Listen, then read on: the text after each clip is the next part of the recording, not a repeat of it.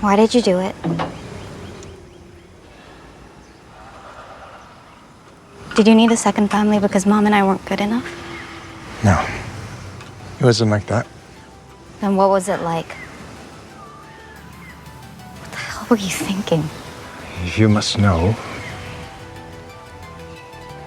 I wasn't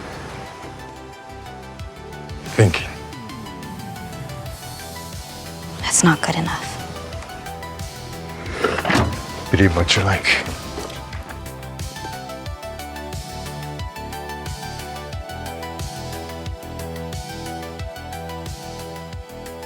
Hey, Kaiju fans and Podcastica listeners. Welcome to the show. I'm Mark. And I'm Dimitri. And this is going to be a spoiler-full podcast about Monarch Season 2, Episode 1, entitled Cause and Effect. And the synopsis is, decades after being presumed dead, Keiko's return shocks Monarch. Kate defies orders to save Char and unleashes a terrifying new titan. Ooh, yes. A lot of you listeners are not very much aware. We actually did cover Monarch on Wilhelm Podcast as well as Podcastica a long time ago. What was it, like 2 years ago, Dimitri? I think so. Yeah. All right. So we're literally kicking off this episode at the time right after that moment. And for all of you guys that are not very savvy to what's going on, a lot of this has transpired.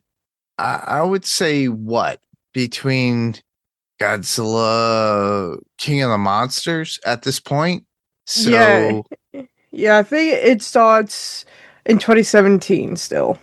Yeah, it's in 2017. So we already had Kong Skull Island. We already had Godzilla 2014 at that point. And we got the whole situation within Godzilla King of the Monsters at this point. So we're a little bit trapped in a certain point within this particular movie or the show of what literally is what's going on. And it's so weird because we have so much to talk about. The show has gone to the point of like, oh, by the way, this has happened. But if you have not watched, go back and watch it. At the very end of the podcast, we will tell you exactly what to watch. So that's where we're at. So, initial thoughts. What were your thoughts about the particular episode or a show of Season 2, Episode 1 of Monarch Legacy of Monsters? Dimitri. It is a very good introduction of Season 2. We do start where we last left off. So it's really just action right off the bat. And very different from the opening episode from Season 1 of Monarch. And I think that was a good decision for them to do. Okay. And I love that we got both the past and the present. I know not everyone likes this type of thing, but I purposely do, because we have like two mysteries going on at the same time. Yes, I do agree with that. There is two mysteries within the story of what's going on.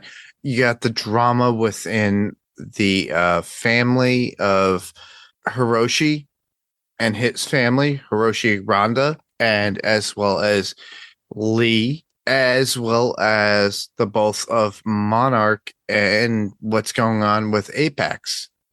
So it's a quadruple issue of what's going on, and it's so weird. But what I loved about the episode is that they started it off right away where we left off, because all we had was questions. Honestly, I know you had questions. I had questions. Like, are they going to do this properly and do it succinctly. And that's what they did. They literally dropped us off where Lee left off. And the rest of the group was left off drop side on Skull Island, of all places. And Kong throwing a tantrum at that point. And that's all we saw at the last moment at the end of season 1. And the devastation from him is always great to see, which is amazing. This time, not the Kong we know from the movies, from what we've already seen for the past, 3 to 4 years at this point? Yeah, 3 to 4 years. Yeah, and Kong just like, this is not him with his bionic arm or hand that we got in New Empire, Godzilla X, Kong, New Empire, and we get to see all that stuff. But we get to see him raw and basically protecting his area, his island, Skull Island. And honestly, I really respected that. It's like, oh, okay, we're getting a backstory that we didn't get before. And I'm like, wow, this is amazing. This is awesome. But we continue the story, obviously, with Keiko, because Keiko is out of time at this point.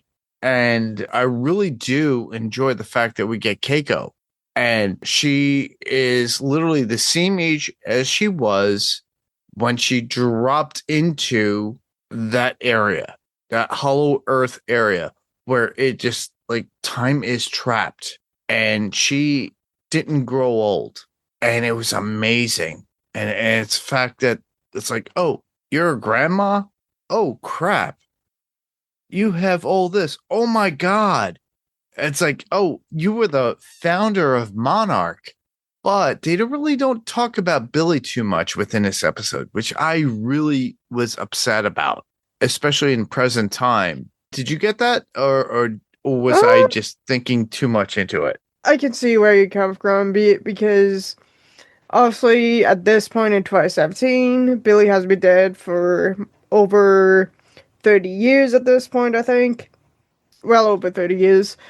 So I can see why they did because of that, but I kind of wished they could have had a reference to him in it anyway, even if it's just like a plaque on the wall or something like that, because regarding him as like, Billy Randa and everything, William Randa, and then Keiko just gets thrown into this world of Monarch, and it's like, oh, you were the founder, and we don't get any reference until about her until later on, and when Tim says something. This is a spoiler-full podcast, everybody. Keep that in mind. If you have not watched it, stop now. Please, stop now. And then go back, watch the episode, and then come back and listen to us. And let us know. I should have said that in the very beginning, but I didn't. But to continue on, everybody, there was a lot of references, because there's always a reference within the episode that refers to something that's going to come up later in the episode or within the series itself. So we get a flashback to Santa Soledad, southern Chile in 1957. And I thought that was interesting, since they're basically Keiko's memories of what had happened within those events. So there was talk about in the driving or motorboating or whatever into that region, and something about a sea monster. But we also know that Billy Randa was in the Navy. He kind of left the Navy at a certain point because a lot of his friends were killed off by some sort of sea serpent. And you could see Keiko and Billy getting all cuddly and nice and cute. And yeah, you could see Lee a little bit discomforted within that too in those scenes. And it's like, oh my God, there's so much going on within this show because it's so intricate based upon within the characters. And I love the characters. They're very, very much integral to the thought of what's going on within Monarch. And they get to an island and they meet up with a bunch of people in a bar because the island seems kind of desolate if you think about it. Did you catch that at the very beginning, or was it me? No, I did sense a little bit of this village isn't what it once was. Yeah, and it seems like it's like, oh, okay. Oh, it's like, I got the feeling of like, not to reference anything cinematic or anything or like DC or Marvel, but it gave me that whole thing of feel of Aquaman at that point. And they, it's like, yeah, Dimitri's like nodding. Yes. Yeah. Yes. Yeah. Yes, I know what you mean. Yes. And you know what I mean? Yeah, exactly. Right. But the thing is that it's like, oh, okay. They are aware of this certain situation, but Billy, Lee, and Keiko go into this bar, and after being looked at by specific certain people as they get to the bar, and they're like looked upon, like questioned, and they get there and then they see a scarab kind of creature over the bar. And as soon as Billy starts asking questions, that's when he gets accosted by somebody and they're like, you can't talk to them about this and blah blah blah blah blah blah blah blah. It's like we're not welcomed here. And even Lee right away knew, and it was like, oh crap! It's like this is something that they knew ahead of time. So, what were your thoughts about that particular scene? I was like, oh, okay, this is a setup. This is a foreshadowing of what we're going to get later on in the episode, or if not, later on in the season. Yeah, I think it is a foreshadowing, especially when when some of the talisman will probably realize what one of theirs did. Yeah, I know, would not right? like it, so they'll try to shove the three off the island. Attempt to, because of that one scene in the preview trailer. Yeah. Yeah, it shows you what is going on within this show. It's like, okay, they're setting us up for something, and we know that there it is. Honestly, for you listeners, spoilers, obviously, this is a spoiler-full podcast. So we're going to talk about Titan X. So basically, it revolves around Titan X.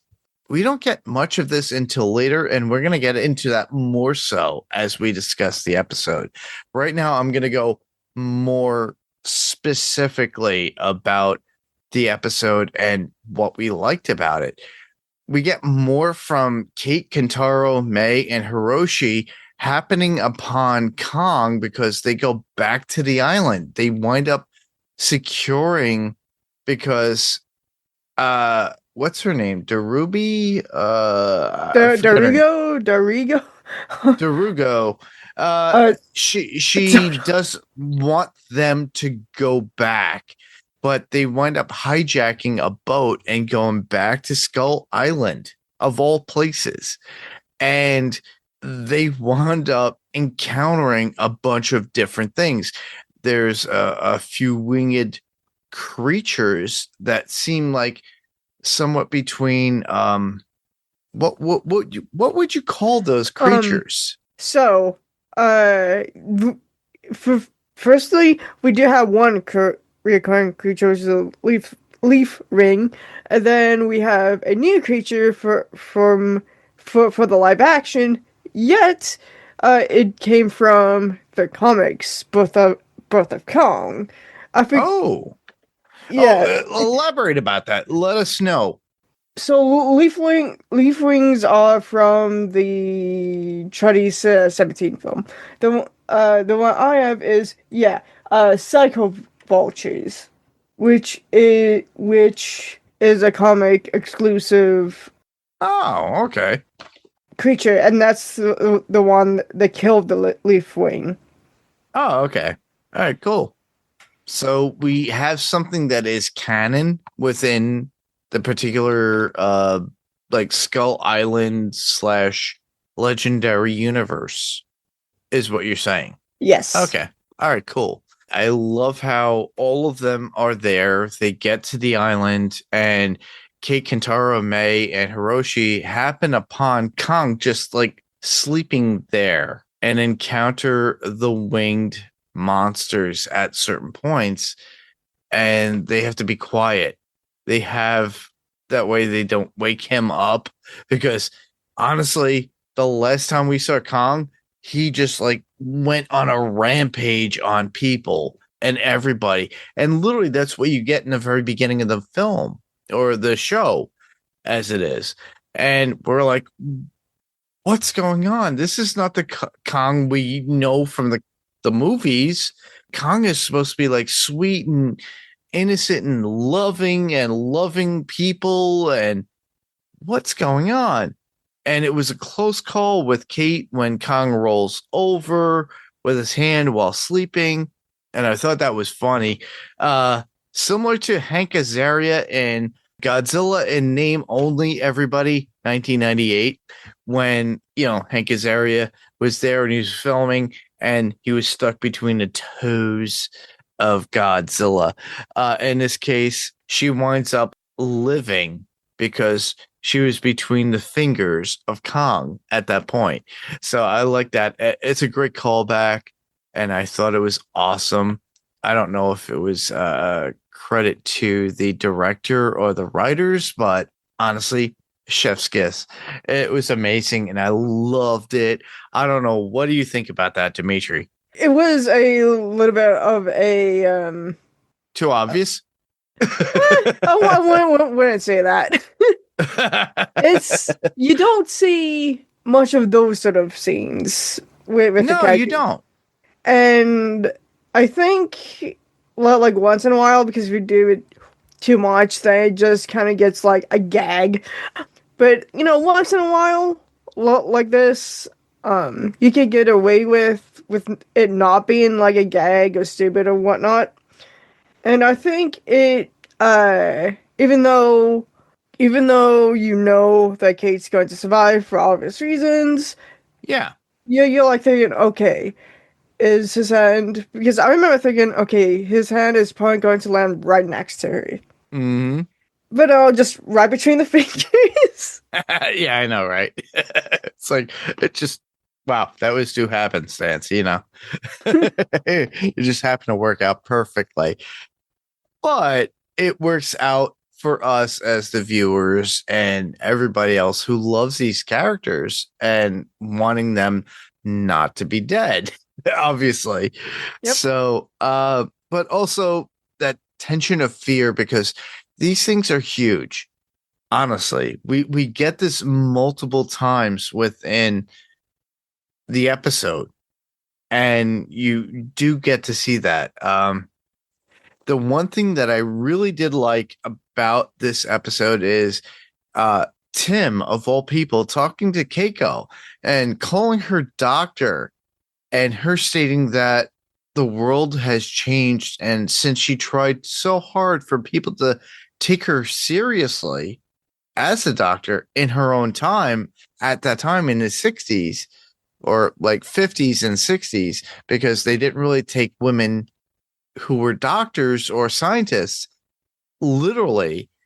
And I'm like, oh my God. And it's like, she's a woman out of time at this point. And then Tim stating that she was the one thing that was missing from Monarch at that point. And she can bring Monarch back to what it once was. because Monarch has changed over the years and became more corporate entity. And this is something that she had built and created along with Lee and Billy at a certain point, and the government had taken it over. So we're starting to see a lot of the foundation points from the 50s and 60s now into the new millennium, and how everything has changed. And we're seeing it through her eyes at this point. And I'm really liking the idea of a woman out of time, but also keeping her same structure of what she does. And I love that for the character. I just really do. What do you think about Keiko? Do you really enjoy her? Do you think she is somebody that should be offed, or do you think that she should be put sidelined? Oh, I enjoy her and love her. And I think ever since season 1, she's been very integral to the Japanese half of the story in the past, and even in present day now that she's in it. Because Yes. one of her scenes that stood out to me in the first season, that I share the same sentiment with some of my friends, is that the scene, I forgot which episode, but where the Castle Bravo testing was. And her, I'm trying to think how my friend put it. She, with her, like, switching and pleading in Japanese to not bomb a creature that they just now discovered and don't seem to be a threat to anyone yet, and it being by Americans to drop the sad bond on the creature while someone's like pleading not to, is very symbolic. Yeah, it is. It is very symbolic. I just love that we get the Verdugo continuation of her thoughts and everything. She's trying to salvage everything which is probably Apex as well as Monarch at this point. The security footage, seeing a creature crawling at a certain point, and they do realize that a boat was already taken away by a full Her family. Hiroshi and Kentaro, May, everybody that was part of the original group, and they're going back to Skull Island. But the funny thing is that but they see a creature crawling very similar to what we saw over the bar. You get that little crustacean that we saw in southern Chile in 1957 that they saw, and we always go back, and it's like, oh, okay, we're constantly referencing what's going back. And I thought, oh, okay, yeah, I knew that was kind of something that was going to come back. I didn't think it was going to come back within the episode that we got now, but oh my goodness, it's like, oh, hold on, it's there. It's like, whoa, it's like, okay. They kind of trace it back and they look at it, and then we travel back, and there's always a flashback, everybody. This show tends to flashback forwards and backwards all the time. So we go back to 1957 and Billy talking to the waitress and talking about his experience with the ship and losing his shipmates. They have a dance. She tells him that this is the religion of their people and that island or that area. And that's where they work. And that is why they are so protective of the creature crustacean over the bar. They worship that crustacean or that being as like a god or something, and they will do anything to protect it. literally his life was threatened at a certain point. Even Will stepped in at a certain point within the episode during that interaction. And to me, I was just like, oh, okay, here we go. It's like it's on. Okay, this is where we get the story from. So she tells them why they have to leave there. And well, they find the ship that Kate and Kentaro, Hiroshi and May stole, at a certain point. So the people of Monarch or / Apex at this point, because I really don't know. In my opinion, I think it's both companies playing with one another at this point. And they realize it's like, oh, they went back to the island. It's like, oh, you realize that now? And somebody took a boat and stole it, and they are back on the island. So did you like any of the stuff that was going on within the flashbacks or the conversations leading up to this? I love all of it. Oh, I kind of figured that. I am more of a Kaijus or Titans having their place in human history. Mm-hmm. That was first glimpsed in Skull Island and King of the Monsters. So having this aspect unfold the display when we haven't really got that from at least Godzilla versus Kong. Yeah. And seeing these people clutching the information of this godlike being that is said to bring food, good harvest from a fish and all that. Yeah. Is something a bit different, which I like. And I do like that. For the fact that it actually does something for the people, and it seems like it's a way for them to harvest and to have a life. And the Titan does something for them, but it still takes away from them because they're kind of devoid from society at a certain point. I don't know if you see it that way, but I see it that way. I can see it, and with the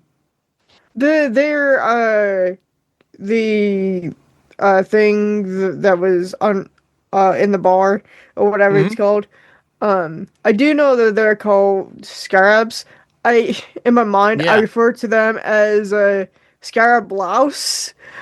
Primarily because my first thought when I saw the trailer of them is a sea louse from the Return of Godzilla from '84. There you go. Yeah. So I'm like almost similar to what we got in what was that movie? 84. Oh my goodness. Return of Godzilla. No. I'm talking about a more modern film. This would be I have to look it up, everybody. And you're gonna laugh at me because I should have been more projected. Because I didn't think of what. Yeah, it's always in the moment. It's always in the moment. You do get that, right? Oh, yeah. That's why editing is so much great when we actually do these podcasts and get them out to you. Anyhow, so Cloverfield. If you remember, yeah. The parasites. They had little parasites in Cloverfield. I didn't even have to start searching. It just popped in my brain. They had little parasites that look little crab creatures. And that's what the parasite, like these little scarabs look like to me. And I'm like, oh, This is something new. Now, mind you, everybody, we already knew about Titan X. That was something that was teased to us within the YouTube teasers.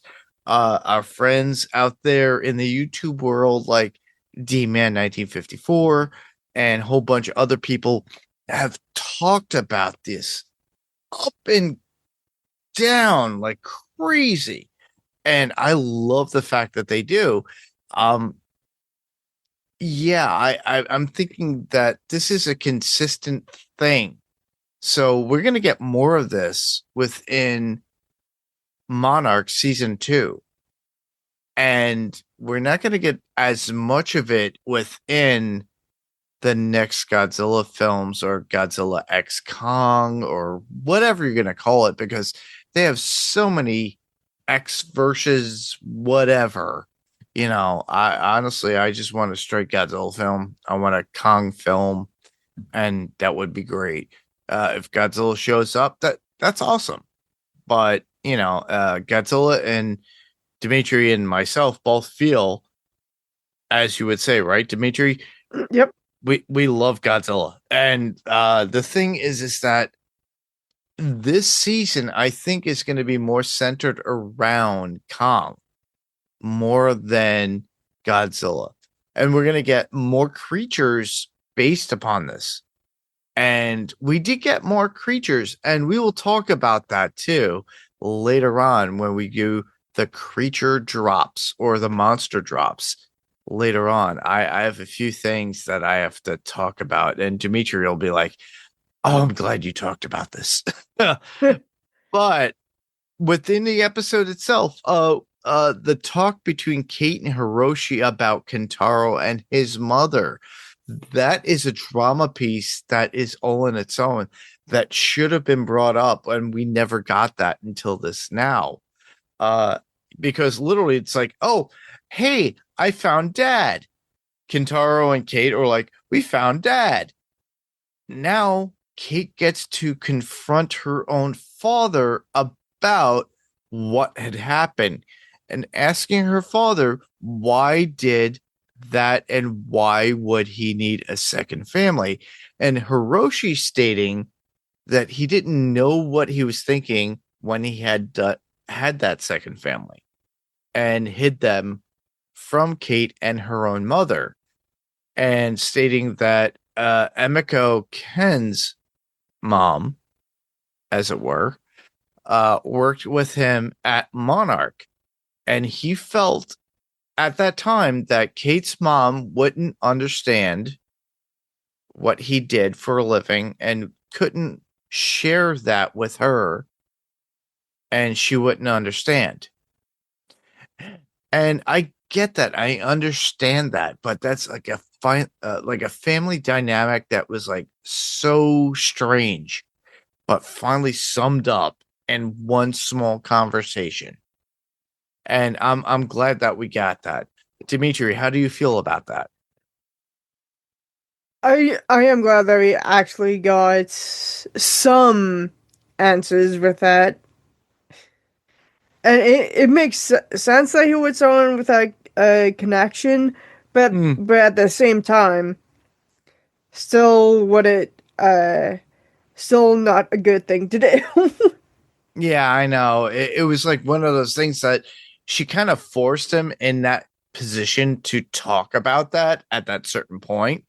And he was like, I don't know how to talk about this. And yeah, it's like basically he already had a family with Kate's mom and had Kate. And within that time, within Monarch, he got involved with this woman and literally had 2 lives. And he had to separate those 2 lives. Whether or not we get more information is another story. And I'm gonna think that we're gonna get that information later on at a certain point, because Hiroshi, as much as I care for the character, yeah, dude, you kind of had 2 families. But and as the episode leads on, we get Lee encountering a large tree pig. That was interesting, and I thought that was amazing. Oh my god, that thing had a ton of horns on his face. It was like crisscrossed everything. Oh my god, this is something only out of the Hollow Earth that you could actually get. And oh my goodness, it wasn't so huge to the point where it's like, oh, it's monstrous and very large or kaiju based, but it was large. But we got that, and oh wow, he challenged it with a pocket knife. Yeah, with a pocket knife of all things, right? Yeah, and I think that's the same one that Keiko defended herself with, because I remember seeing an arrow sticking out from his face. Yeah. Man, but he did his due diligence and got himself out of there at that point too, which is great. He saved himself. And wow. It kind of gives you vibes of Kong Skull Island, if you remember the original movie, everybody, too, because of the spiders and everything else. And then the skull, what were they called? Skull crushers or Crawlers. whatever? Skull crawlers. Yeah. I thought that was like, wow. Yeah. It's the typical things that they go through. Then we get the helicopters with Tim and Verdugo, just as Kate and Hiroshi tries to get the pod to work again.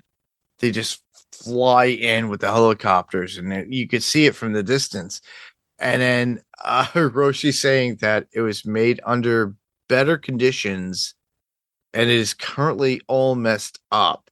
So he doesn't think it will work, and he's trying to convince Kate not to pursue said situation to get Lee back. And her trying to say, hey, Dad, Lee literally gave his life and helped us. We need to try to save him because he's trapped down there in Hollow Earth, and we need to. And then Kate stating that they have to keep trying and not give up. I thought that was really cool, and in the sense that it does pay off. It does pay off in the end. Do you have any thoughts on that? It really shows how family orientated Kate is, because I fully believe that for Hiroshi, Lee is like that unrelated uncle when he was growing up before being stuck in the X's Monday for exactly for right. all those years. So I can see on Lee's side having sort of that bond festering with Kate being almost like her great grandchild, right? Great uncle. Yeah. Or great grand uncle or great grandchild. We still don't know, everybody. We don't know. We speculated this. If you guys listened to us when we covered this on Wilhelm and Podcastica for season 1, Ben and I both speculated, as well as my friend Rob Moda. We talked about, it's like, is like Kate a great grandchild, or is she a great uncle? Like that niece, or what's going on here? There is a connection there, and we don't get that. We do get that a little bit within the episode here when you see them dancing and talking. There's a little side conversation between Lee and what's her name? Oh, Keiko. Yeah. And they have like a little conversation in the bar, and it's like there is a connection there to them. And she kind of makes a reference to Billy at that point, Billy Randa, which she is married to at this point within the series. And it's like, oh, it's a trifecta. What's going on here? So, yeah, it's a lot of drama, which is really cool. What they never do in Toho, everybody. They really do a little bit of drama in Toho, but they don't go this depth. That's American-based drama right there, honestly. Yeah, and I am a sucker for like found families.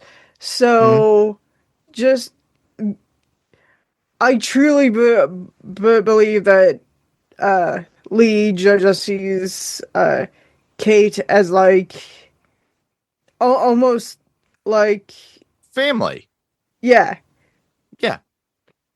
Yeah, I kind of feel that same way as well. And I keep thinking that it's just like it's like your family, I have to take care of you. Same thing with her, with him. Hiroshi, just the same, as well as Keiko with Hiroshi, because we see that dynamic too in the very beginning of the episode of them trying to figure out it's like, you're my mom, but you're as younger than I am right now. And Hiroshi's like, my mom's younger than I am right now. What's going on? And they're talking in Japanese, and there's a lot of Japanese to English dialogue too within it too. Everybody, I if you watch it, and you got to watch it with subtitles, everybody, trust me. And it's just like, wow, there's a lot going on within this film or the show that it's like, wow, you have to be jumping in.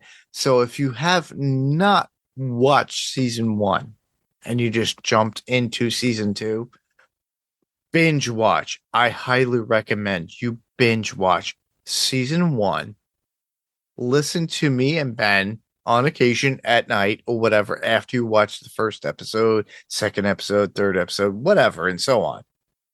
And then just come back to us. And you will be like, wow, there is so much going on within the show. And there is. It's a lot of drama. And you'll laugh because a lot of Godzilla films, and I'm sure Dimitri will agree with me, a lot of it is drama within human. And then you get the ultimate battle at the very end of every kaiju film of suit actors just destroying each other. Right? Yeah. Yeah, that's literally sums it up of how kaiju films work. But with the invention of CGI and everything else, we get things interplayed and we get some really cool stuff. With that, we're going to move on more into the episode, and I'm going to talk more about The Waitress in 1957, showing the caves to Shaw, Billy, and Keiko, and then seeing the symbols on the cave wall, which we do get, and that's a reference to, what was it? Was it Kong Skull Island that they did that at the very end that leaked out, where we saw etchings on the wall? Oh, yeah. So, the cave paintings did start with Skull Island. Yes. And we got, like, Ghidorah and Mothra and a whole bunch of others. And then basically within these cave paintings they see within this episode, it's telling them a story, how the people pray to these things and how they are granted the bounty of the sea. And there is a huge creature along with all other crustaceans that look like the one over the bar. And yet, there we go. It's kind of a self-fulfilling prophet in the very beginning of the episode. I didn't think it would come in so soon, but we get that. And I thought it was amazing. I'm like, oh, okay. I didn't think it would come in so soon. I was like, oh, okay. All right. We're going to talk about Titan X. Okay. And yes, everybody, spoilers. Yes, it's called Titan X. our friend D-Man 1954 had talked about this literally about 3 weeks ago before the episode showed up. And it was during previews of the trailers for the show itself on Apple TV Plus. And I was like, that looks so familiar. So familiar. I have to ask you, Yes. Dimitri, did you feel it felt like almost like a kaiju we all know from, I would say, 1989? Oh, yes, it did. Especially that scene in one of the trailers or sneak peek or whatever it was. Mm-hmm. Hmm. Tell me Tentacles? exactly. Yeah, go ahead, go. Biollante! Yes, one of my favorite kaijus out there. We spoke about this on our promo 2 for the podcast, everybody. I love Biollante. Biollante at that time into it was Godzilla 1984, quote unquote 1985 in America. That was Godzilla's revenge at that point. And then by 1986-87 we got Godzilla versus Biollante, and literally did not come out until like 88-89. And yeah, that was a combination of Godzilla cells with a plant life form with a spirit of a girl in it, and through a scientist. And at the very end, we get this huge thing that looks like a cross between Godzilla and a plant life form, but it's in water. And within this particular episode, we get something that's a little bit more like squid-like, and that is Titan X. And I thought, okay, they're not going to do Biollante right away. So this is a new kaiju all to itself. Titan X is a new kaiju. Dimitri, do you like this particular monster, or I think that it is something different than from what we've seen. Yeah. With it being able to be like purely water-based or purely land-based, its tendrils does slow it down on land, it seems. So design-wise, yeah, I am loving it. All right, cool. I felt the same way. I'm like, oh my god, we got a new kaiju. This is something interesting, new, integral. It's kind of octopus based. It's kind of almost like a kraken. If you think about Greek mythology and kraken, they're octopus bases of within and around that particular creature, and this falls into that same guideline. So it could be mythical in a sense of like within that area, and that's probably where the myths came from. Now, unfortunately, it's available. it's in the real world, everybody. So I just love Kate's refusal to give up on Shaw and making the pod active and waking up Kong with the others, and the pod going into the rift back to Lee. But it falls near a nest of ugly, horny bugs, or these little crustaceans that we get, these sea creatures, and with tentacles. And Lee gets to the pod, but the nest explodes, exposing, of all things, Titan X. And with that, when the rift opens up at that point, Lee's already in there. He's got one of those freaking sea creatures in there with him, and he's trying to smash. And Dude, it was hilarious. I just loved it. I was like, oh my God. It's like, it's the thing all over again for Kurt Russell. He's like, oh, crap. I have to deal with this crap again. What the hell? I'm in my 60s and 70s. I don't need to deal with this. I love Kurt Russell. I do love Kurt Russell. You guys will know that from Adrenaline Cinema Podcast when Jerry and I cover the thing. Go back, cheap pop right there. But I just love the fact that he's able to maneuver and get away and get back in time up to the Earth. It's like, how many minutes, years did he lose while he was down there to move back up again? That is my question. Because Hollow Earth, look at what happened to Keiko. Keiko was there for how many years? And she looks like she did when she left in the 50s. And now Lee is back. How old did he age? I'd say I have no clue, but I think if I'd have to guess how long he's been down there, topside time. Mm-hmm. I think he's been in the Axis Monday, around a week at least, maybe 2. Really? Oh, okay. Yeah. That's not too bad. So he's not going to croak anytime soon, everybody. But I just love my Kurt Russell, and I don't want to see him or lose him at this point. Well, the same thing with White Russell too, in his portrayal of Lee Shaw, and I love my White Russell portrayal of Lee Shaw too as well.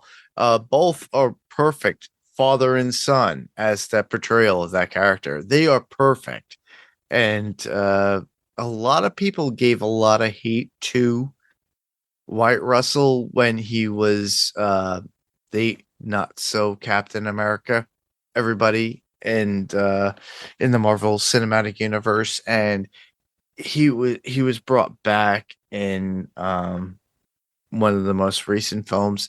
And honestly, I love myself White Russell. He's a great actor. I really do enjoy his work. Everybody, give him some support. We love White Russell here. We also love Kurt Russell, and we love all the other actors within the show. So give them some support. We will be posting stuff like that in our comments or actually notes within the podcast on YouTube, Spotify, everything else. So, check them out and just give them some support. It's like, we do love them, as well as us supporting Apple TV Plus, everybody. Cheap pop, everybody. Yeah, cheap pop. Anyhow, the Scarab creature battle with Lee. We already talked about that a little bit. That's within my notes, personal notes. We lose Verdugo. What's her name? I have no clue. The chief boss lady. Yeah, Verdugo from Monarch, but I don't think you never truly lose anybody in the show. I have a funny feeling she's gonna show up later on. Do you think that way? Oh God. If Axe like flung her through the portal, maybe. You never know. People come back. Look at Lee. He came back. Yeah, but I mean, as some of my as one of my friends said with a unrelated monster series, we didn't see a body. You did? Oh, okay. I don't remember seeing a body in this episode. No, okay. I said we didn't see a body. Yeah, we didn't. So, who knows? You never know. Things can come back to bite you in the ass. And, I'm not saying that as a kaiju thing, and obviously they like to do that.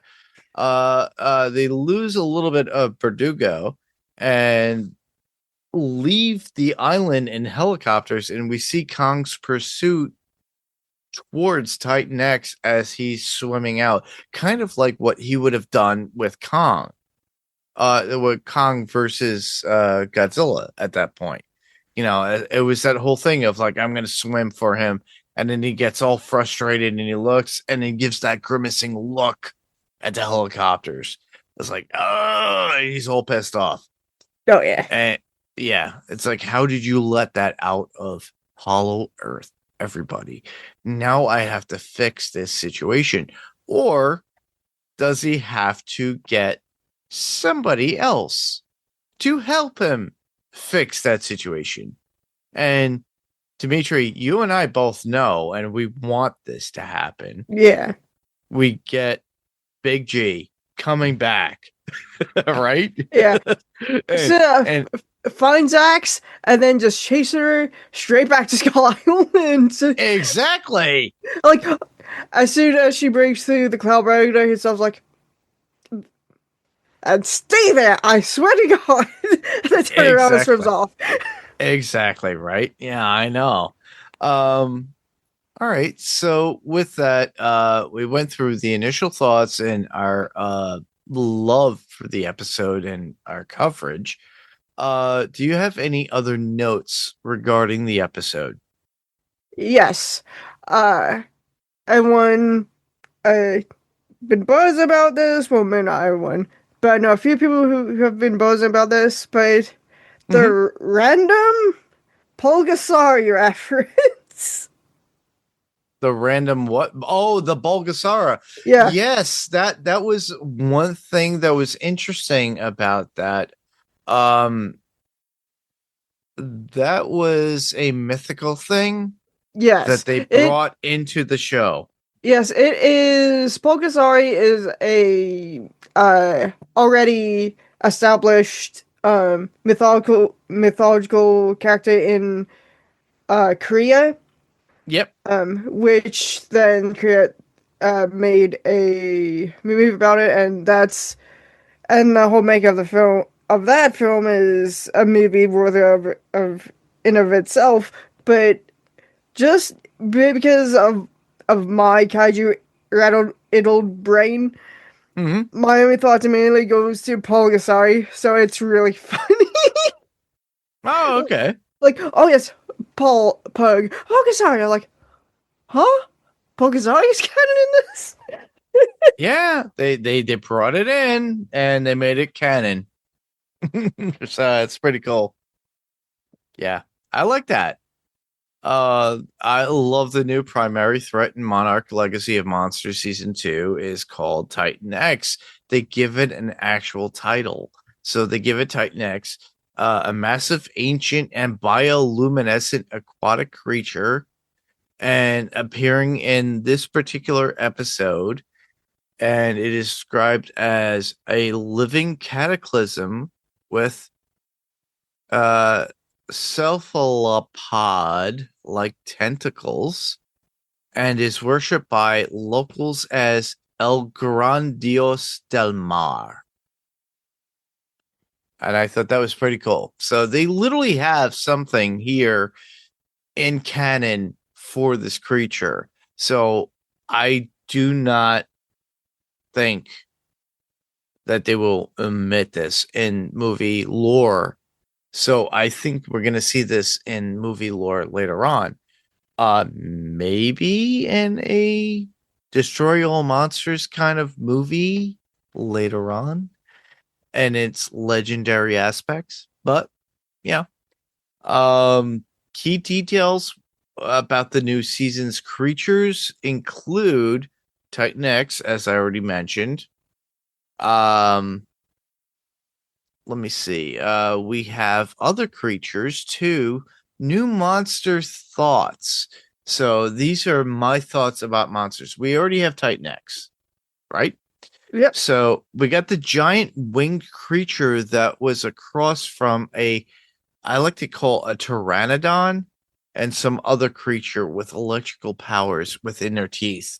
Yeah. Had to be at least a 25-foot wingspan, and they would electrocute their prey and kill them and eat them. We got to see the group with Kate and Hiroshi and Kentaro and everybody else, and having to deal with that. And it's like, whoa, out of nowhere. What is this thing? And then we got that weird cat-like creature within the building that May and Kentaro encounter with getting the power back on, kind of like a Jurassic Park moment. It's like, oh, I got the power on. It had a long tail and looked like a lizard to some degree based upon what was it? Its texture and everything else. It looked like it had fur, but was it me or was I imagining things? It's like it's like a cross between like a rat, a cat, and just have camouflage like a plant. Okay. Because of all the greens and whatnot. And yeah, it was weird because it's like, is it flesh? Is it like fur? Is it moss? What's going on with this? There's so many things within this world in Hollow Earth that they have to deal with, or even on Skull Island, as it were, because I think at that point they were on Skull Island. Yeah. So it's just like, where did all this crap come from? So I'm like, if you listeners have any clues, ideas, or thoughts, let us know, because I'm really privy to that. Like, I was like, I really want to know that. We also got, like I mentioned before, the large tree pig with the horns that Lee Shaw had met within the woods. And he was walking within the swamp area at that point, within Hollow Earth at that point as well. So that thing had more like horns directionally up and this way and that way all over the place. How did it eat? I don't know. But I thought it was pretty cool to watch. It was very much larger than a human, very similar to what we got in Kong Skull Island, the movie, when we saw the big behemoth that, at that time. And on top of that, it wasn't as large, but in this case, this thing was smaller, but had more horns known to man all over the place. I was like, how did that thing eat? How did it survive? I really want to know. If you guys have any thoughts, please let me know. One of the great questions of Axis Monday. Axis Monday is like so wild, dude. Yeah. All right.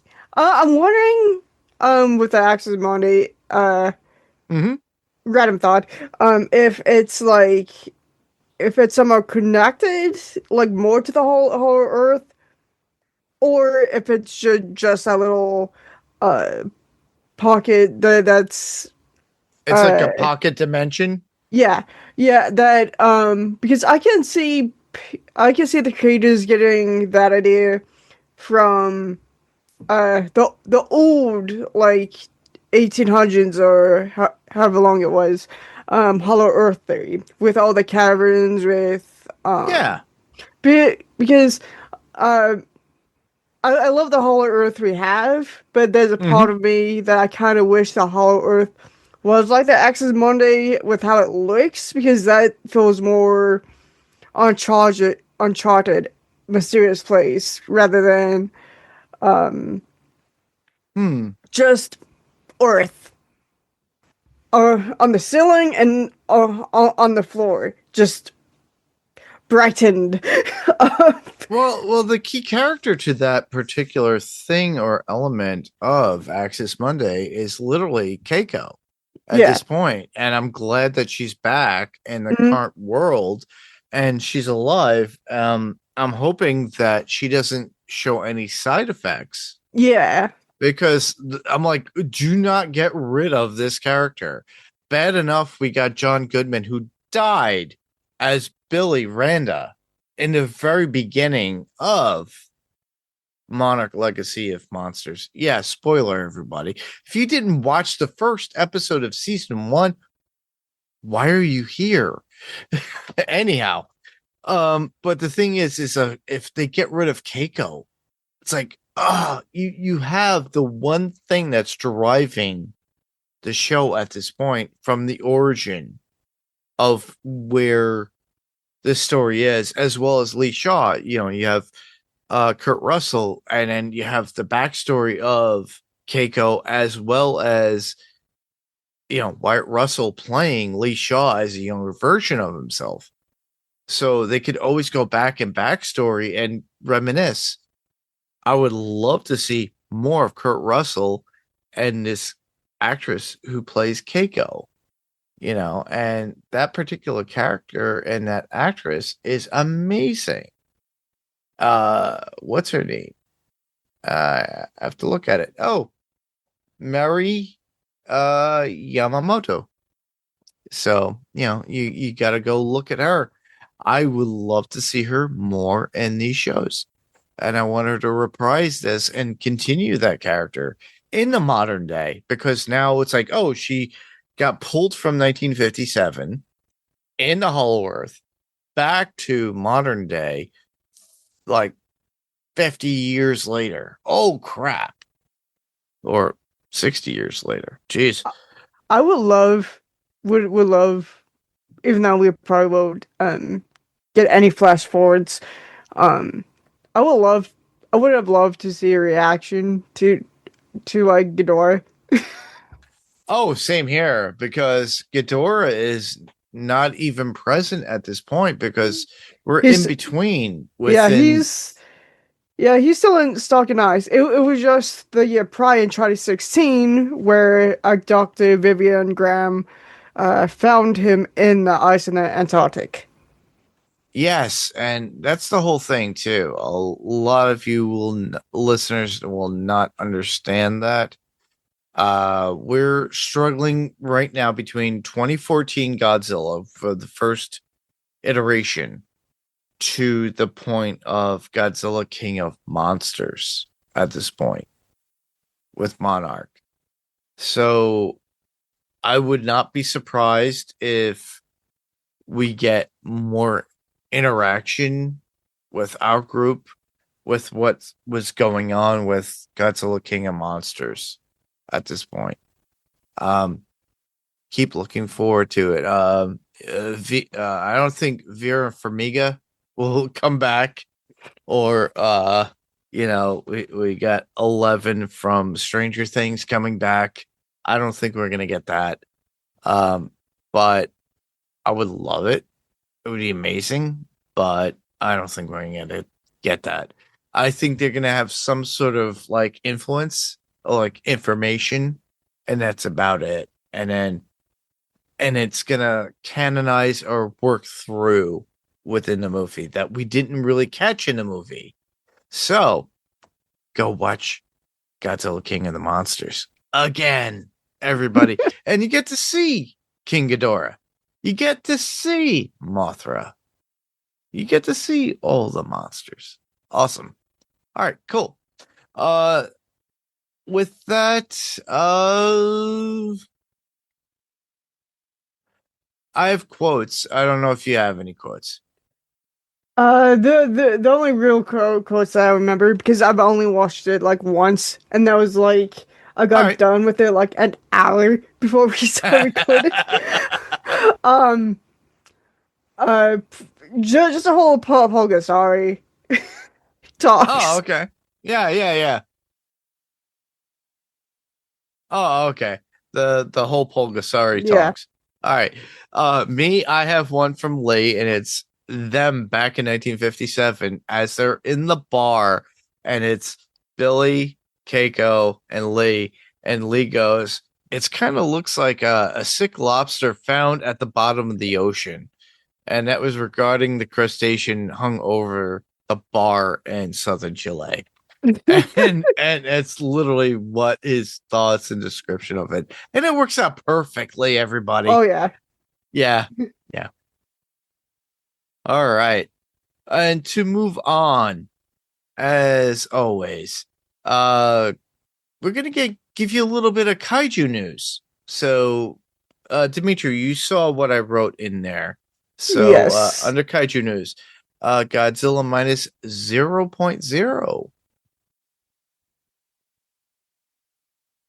Do you want to read it? Oh, yeah. To prior purposes, this is just leaks and reports. Yeah. And I know those rumblings in the Twitter side of things about the main person, one of the main person who posted these leaks. Yes. Obviously not going to get into that. Yeah, I know that.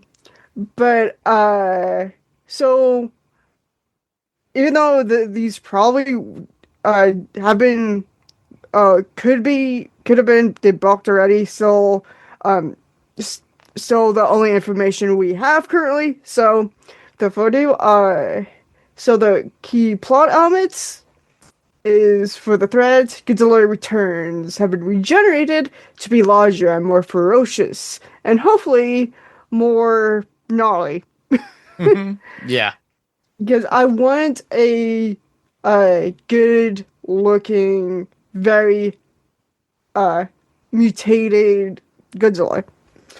Yeah, I agree. Yeah. I hardly agree about that. Honestly, because his face was like blown out. Yeah.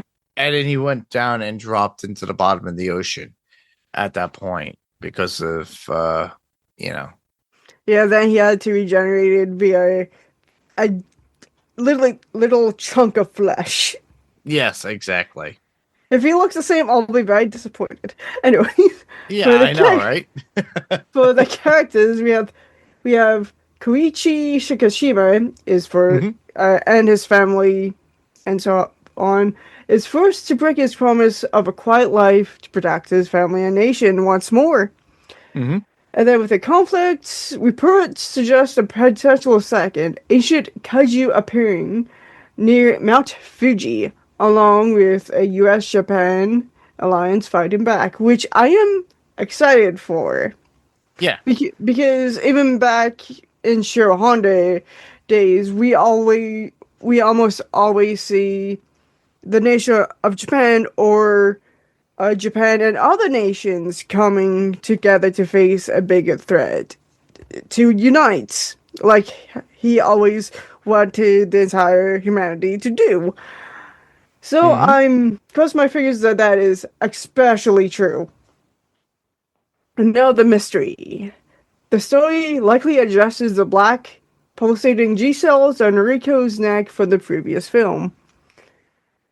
And then we have production details. Director is, of course, Takahashi Yamazaki. Release date is Japan November 3rd, 2026.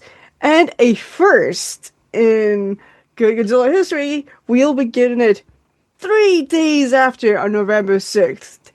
And usually we only, at the most, few years. At the least, before this time, a month.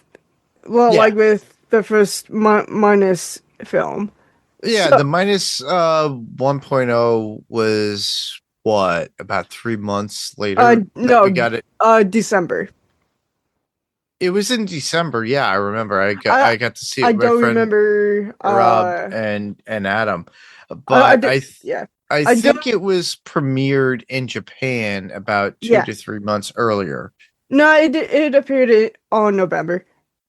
Oh, it did. Okay, so it was within a month. So basically, because of the response of Godzilla, minus 1, and it was released so soon after its initial release in Japan into America, and then getting an Oscar nomination.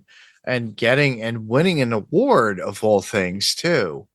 That was greatly appreciated. We love it. You guys could listen to our coverage on Adrenaline Cinema Podcast with the guys formerly known as Fantasy Picks Movie Edition. So Rob, Frank, and Adam and myself had covered that, and Rob, Adam, and myself actually saw that when it like the week it came out, and we had a great time. We talked about it, and the only drawback to it was the CGI. It looked like Godzilla was like, "Oh, Levato is happening," and hanging out, and duka duka duka duka. It looked like PS2 kind of motion at certain points with the CGI, but it didn't, when he was walking, but like the action, mostly the destruction, worked perfectly. And that's the only drawback from it that I could give that was bad about the movie. I think story-wise it worked well. I had to explain to Rob that's just Japanese writing and how it is. He didn't understand it, and I get it because I grew up on this stuff, and I love the lore, and I know a lot of people that were involved in the original Toho production. I got to meet them. And the thing is that you have a love for these films because you love them.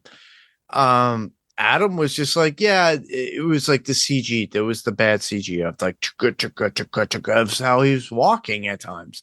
It looked terrible. Me, I'm a huge fan of Shin Godzilla. You guys could actually watch it on, guess what, Netflix now. And yes, for those who are, I don't like to watch subtitles and read and whatnot. It's there with the English subtitle, the English dub. So watch it, have fun. Honestly, it's a really good. I think of when I think about Shin Godzilla, I think of Shin Godzilla as the Hellraiser of Godzilla, or the Event Horizon of Godzilla. Think about it that way. It's pretty cool because if you watch it thoroughly, and it's kind of like graphic, and it goes through an evolution, almost like Alien itself. You got an egg, you got, it goes through the body and creates. It's really cool. Go watch it. Chef's kiss to the actual director and writer and the effects guys on the actual Toho creation of Shin Godzilla. I love it. I still love it. I still have it, and I own it. And I did get to see it in the theaters, everybody, and it was amazing. Oh my God. All right. So here's where in the podcast, because we kind of finalized everything for Monarch, Legacy of Monsters Season 2, Episode 1. And we're at podcast recommendations. Dimitri, do you have anything that you could recommend?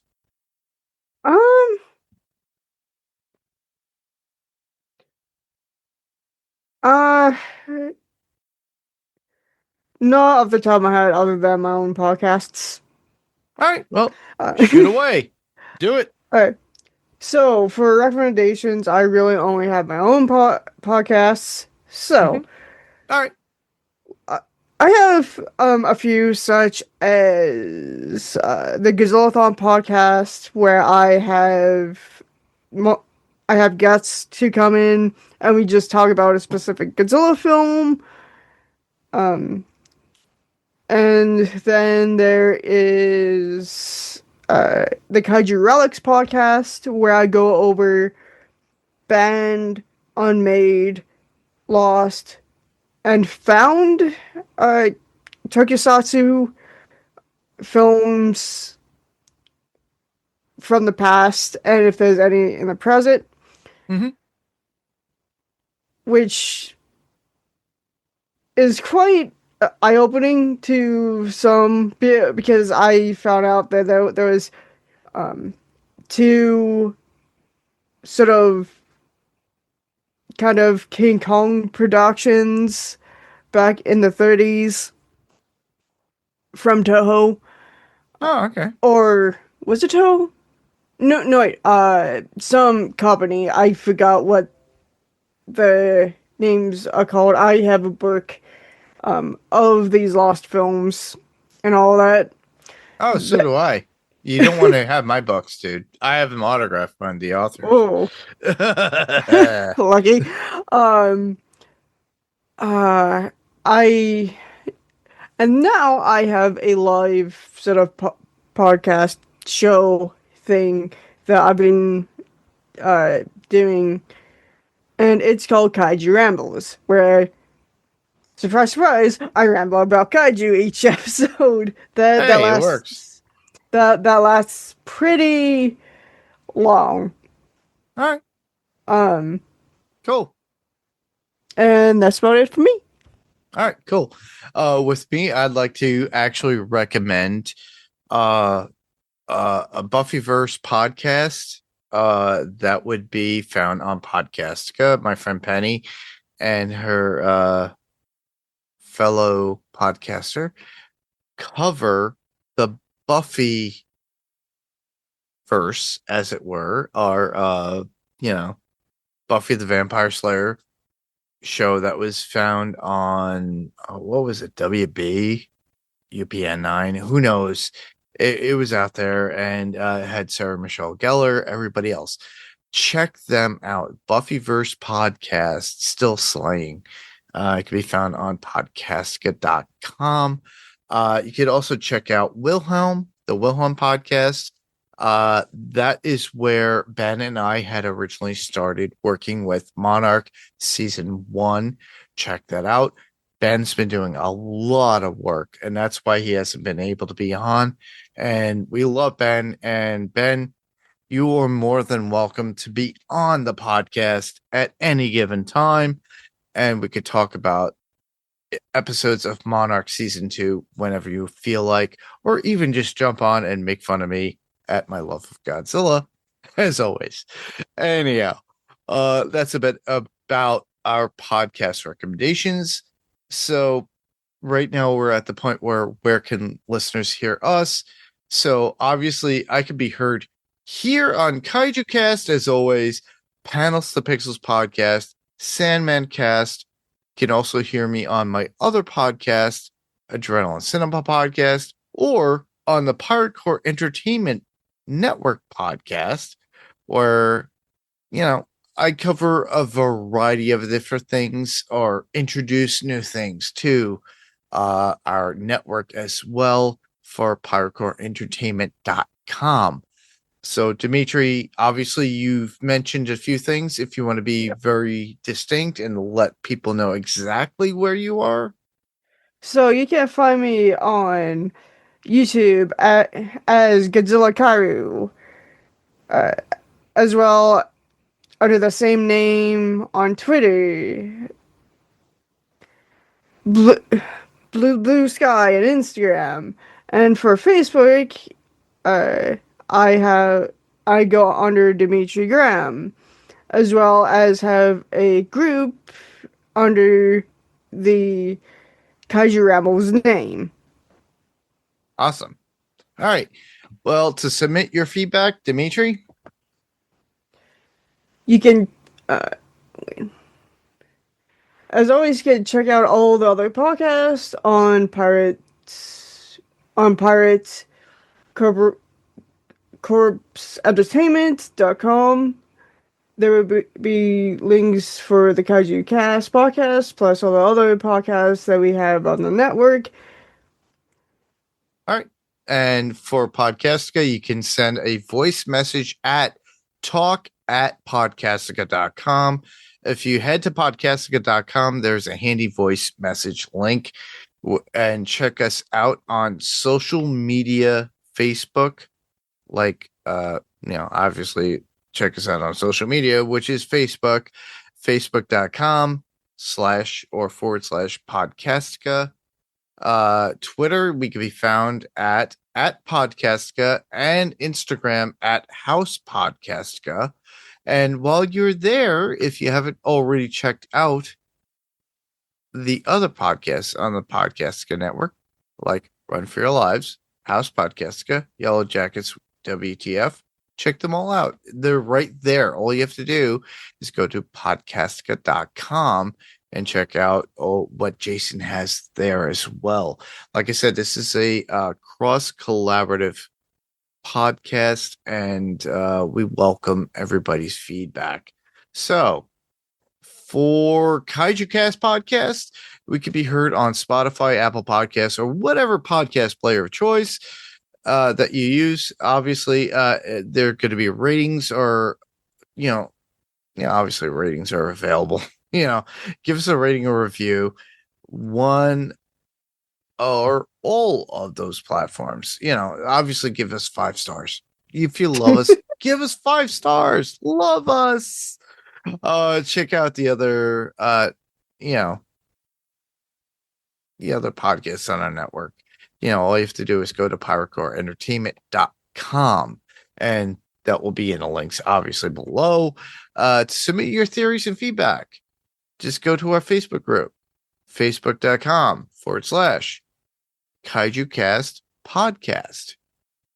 And for our email, kaijukastpodcast@gmail.com. That way you could write out your thoughts. You could actually record yourself and then send that as an attachment. And therein, guess what? We will play it. I didn't get anything. I did post this, everybody. I did post, something. Hey, let us know your thoughts. But if we didn't get it by the time we recorded tonight, guess what? It's going to get played next time. And guess what? You will be premiered. All right. And we can be found on Instagram at KaijuCast_podcast. YouTube, we can be found easily. All you have to do is search for Kaiju Cast Podcast, and please give us a thumbs up and subscribe. Plus, ring that little bell. Get notified when a new episode is up. Obviously, it's going to be a static picture and the podcast audio, but there is a YouTube podcast out there, so check that out. So next we'll be covering Monarch Season 2, Episode 2, entitled Resonance. And the synopsis for that is Lee and Keiko is the title. They investigate a secretive village with a cult devoted to a mysterious creature. Kate crosses paths, with a deadly stowaway. And it kind of gives me that same weird feeling of Godzilla 1984/1985. Do you feel that same way, Dimitri? Yes. Okay. All yes, right. Definitely. With that description, it just gives it away completely. But for those of you who have not watched Godzilla 84, which is the original Japanese title, or Godzilla 1985, which had the Raymond Burr version, which honestly is the Americanized version, go watch that. And it's pretty cool. Anyhow, with that, I just want to thank everyone for listening. I'm Mark. I'm Dimitri. And don't get stomped on, everybody. It ain't fun. And no, it ain't fun at all. Bum, bum, bum, bum, bum, bum. No trademark there.